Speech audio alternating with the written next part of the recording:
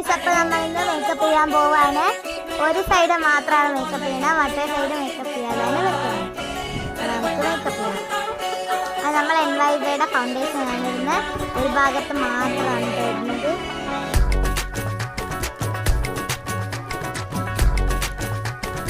അടുത്ത സൈഡ് നമ്മൾ ഡാസ്ലറിൻ്റെ ലിപ്സ്റ്റിക് ഇടുന്നുണ്ട്.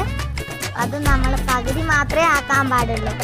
ഓക്കെ, നമ്മളത് ഇട്ടിട്ടുണ്ട്. നമുക്കൊരു ഭാഗം മാത്രം ബ്ലഷ് ഇടാം, ശേഷം ഐഷാഡോ ഇടാം. എന്നിട്ട് നമ്മൾ ഒരു കണ്ണിന് മാത്രം കണ്ണ് എഴുതുന്നുണ്ട് ഐലൈനർ. ഇനി നമ്മൾ പകുതി